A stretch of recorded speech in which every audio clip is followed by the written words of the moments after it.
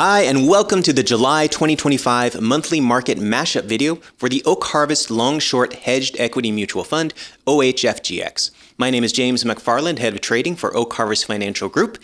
This is our monthly update video for OHFGX. And for more detailed information on the Oak Harvest Long Short Hedged Equity Mutual Fund, its performance, and the multi-leg strategy we use, check out oakharvestfunds.com. You can find that link in the description below. Now, in this monthly series, we, the OHFGX portfolio management team, cover three questions. First, what was the team thinking heading into the month? Second, what key investment actions did we take during the month? And finally, how did things play out for the market and for OHFGX? Our goal with this is to give our investors a look behind the curtain, to gain insight into the decisions we are making on a month-to-month basis. Now, to do this, I'm joined by our Chief Investment Officer, Chris Paris, and our Director of Investments, Charles Scavone. So, Chris, July 2025, what were we thinking as we head into the month? Thanks, James. We just had three positive months coming off the V bottom in April. July seasonally is a strong month of the year, second best return historically. The fund was doing well year to date versus its peers. Hedging costs were very actually low for the month, so we carried some extra protection in the form of some market hedge and some puts going into the month.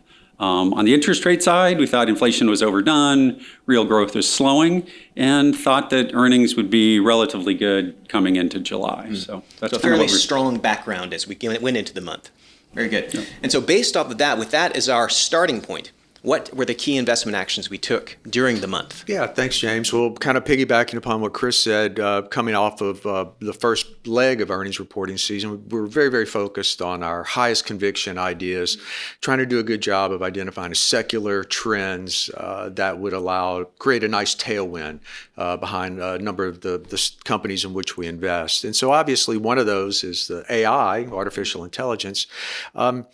But we approach it from a little bit of a different perspective, perhaps, in that there's not just a singular way to do that, right? So we actually have invested in a number of industrial companies, for instance, companies that support the build out of the AI infrastructure, the cooling needs of the large data centers.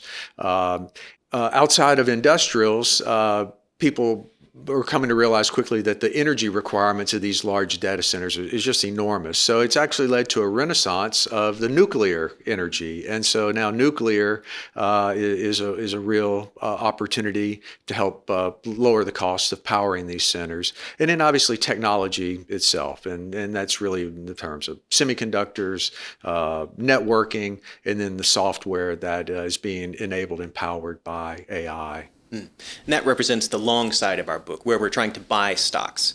What about on the short side, where we're actually looking to sell stocks, expecting them to go down in price? Yeah, so there we tend to be more specific in nature, action-oriented in nature, and they still, though, are some trends that are evolved that create headwinds for these companies. So we see cracks in low-end consumer credit, and so companies that provide financing there would be an area of short interest for us. We've seen a big slowdown in travel-related expenditures, so areas along those lines.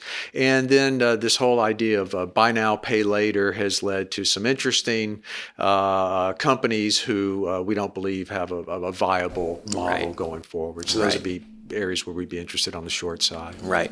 And then the last leg of our strategy, so to speak, is the hedging program, where we're looking to manage kind of some of the inherent risks associated with investing in the stock market. What were we doing in July for that part of our strategy? Yeah, so the hedging program, right, we try and embed, our active risk as fund managers in the stock side, and then that's where we believe we can add value and have some control, but you can't control the systematic risk that resides in the market. So we try and take an active approach to that as well, of hedging out some of that risk. And so as Chris had alluded to as well, as markets moved higher, the hedging costs moved lower, and so we added to our hedges, and there's a cost to that. And so what we try and do is mitigate some of that cost with an active covered call writing program where we generate income to try and offset some of the cost of that hedge. But there's no free lunch. And the other thing is you don't necessarily realize the value of that hedge immediately. So we'll see what transpires as we continue through the year. Indeed, we will. Thank you very much, Charles. So, Chris, then to close this out, how did the month of July go? Yeah, thanks, James. Overall, equity markets performed well in July. The S&P was up a little over 2.25%. The NASDAQ was up a little more than that. The Russell, which is small cap stocks, has been lagging for years, was up a little less than that. Some international markets like Korea were up over 5% for the month. The fund itself was up a little over 0.5%. We lagged the S&P by 1.75% on the month, thereabouts. But ex the hedging costs, the security selection, industry selection actually outperformed the S&P 500. But as Charles previously said, the hedging program doesn't show its benefit every week or every month or every quarter, but it's something that we do consistently in the fund to manage risk. So getting to the meat of what took place in the fund in single stocks. As far as single positions, we should have been long C's and nothing else for the month. Our top 3 contributing stocks for the month all started with the letter C. In fact, 5 of the top 10 were all C stocks. For the month, the top contributor was a company here in Houston that provides HVAC, heating, ventilation, and air conditioning systems called Comfort Systems. That's the ticker symbol FIX, F-I-X. It was up over 30% for the month, and it's not a tech stock. Another winning stock or two, machine vision company Cognex was a big winner for us, and electronics manufacturer Celestica, another C. Both were up over 28% on the month. So those were the winners.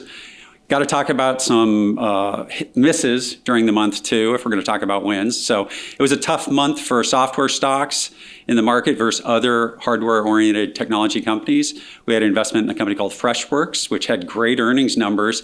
Those earnings were not rewarded, and some investors tossed it to the curb. That stock was down over 12% in the month. In the semi-equipment space, investors didn't take ASM Lithography's earnings in good light and sent the stock down almost 9% for the month to close.